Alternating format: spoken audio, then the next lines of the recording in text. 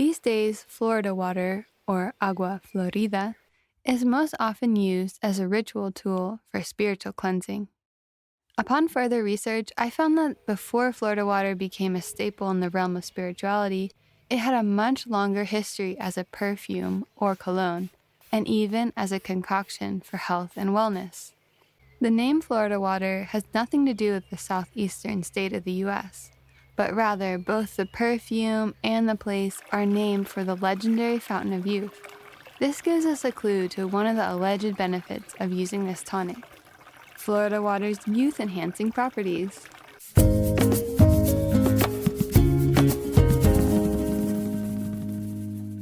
The preparation and sale of Florida water goes back hundreds of years. Back when bathing daily was a luxury for most, using a product that not only took the edge off body odor but also imparted health benefits to the user was sought out by both men and women. In these days, most folks had access to fresh or dried herbs from their very own garden, and grain alcohol could be acquired much more readily than a pre-made perfume. Over the years, and depending on the availability of the herbs, the recipe has changed. Online, you can find many variations, and ultimately, it will depend on the herbs and citruses you have on hand. I assure you, this is a very easy to make beauty product, and in this video, I will take you through the steps to making your own. I am an herbalist and live on a farm with several citrus trees, so all of the herbs and fruits I harvested myself. The spices, however, I bought. As a general rule, Florida water contains 3 types of citrus peel, 3 types of herbs or flowers, and 2 types of spices. Here are the ingredients that I found common across the many recipes from different eras and ends up in my final recipe. Citrus peel. Orange, lemon, and grapefruit. If you only have access to 1 or 2 of these, that's okay. The most important thing is to find organic ingredients, either fresh or dried. Herbs. Lavender flowers, rosemary flowers, leaves, and mint leaves. There are a lot of other herbs you can use, like calendula, sage, and thyme. Once again, it's essential to use organic when possible. And of course, make sure that all of the herbs are safe for topical use, as all of the herbs that I mentioned are. Spices.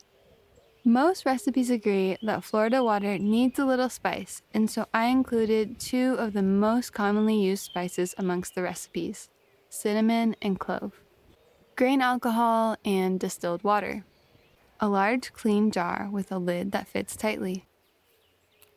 Once you have all your ingredients before you, it is really so simple as separating the leaves from the stalk and peeling the rind from the fruit.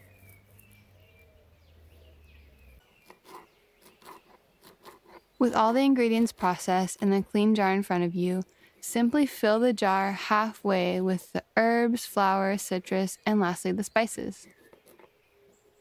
As a general rule, it is best to use equal parts of the herb and peel ingredients and just a pinch or spoonful of the spices, as they are quite strongly scented and expensive. Layer by layer, I added the fresh and dried ingredients until the jar was halfway full. With all the ingredients inside the jar, I began pouring over the grain alcohol until the jar was 3/4 full, and then topped it off with distilled water. Then I sealed the jar and put it into a dark, cool corner of the herbal apothecary, or kitchen, and let it steep for a full lunar cycle, or up to 40 days. Once the steeping time was finished, I filtered out the solid ingredients and had a wonderfully smelling brown perfume infused with the magic and goodness of each herb, spice, and citrus.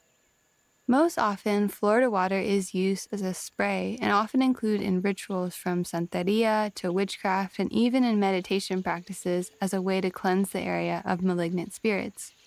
The finished concoction is best stored in dark bottles so that the sun won't deteriorate the medicinal properties of the herbs they contain.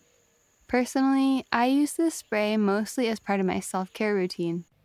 I have found this spray to be extremely useful as a deodorant in general and spray it all over myself, and especially under each armpit on hot days and during long stretches of travel.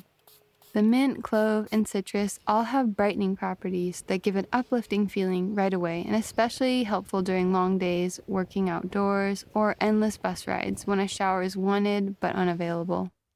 Lavender and rosemary are both skin tonics. Lavender is, of course, relaxing, and rosemary is rumored to have anti-aging properties and stimulates hair growth too. When at home, I like to use the spray just after cleaning my face. Both the herbs and the grain alcohol have disinfecting properties and go a long way to fight acne, candida, and other unwanted skin issues. I really hope you give this simple herbal remedy a try. And as always, happy crafting!